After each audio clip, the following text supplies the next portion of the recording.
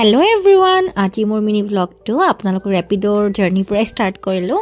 চ' মই ফাৰ্ষ্ট আজি গ'লোঁ সৰস্বতী ডান্স একাডেমি, অজয় মালাকৰ ছাৰৰ তাতে ডান্স স্কুলত গ'লোঁ ফাৰ্ষ্ট। তাৰে পৰা আমি ড্ৰেছ ৰেডি কৰি আৰু মেকআপখিনি ডান্স স্কুলতে কৰি আমি ওলালোঁ ৰেডিচন ব্লুলৈকে।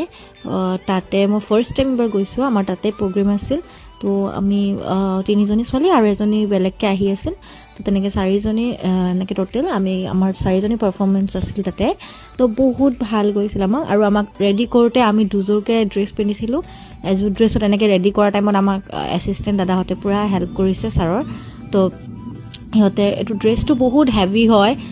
তো কেনেকুৱা লাগিছে আপোনাৰ লাইক কমেণ্ট কৰিব। বহুত ভাল লাগিছে কিন্তু মোৰ ড্ৰেছটো পিন্ধি, আৰু পাৰফৰ্ম কৰিতো আৰু বহুতেই ভাল লাগিছে।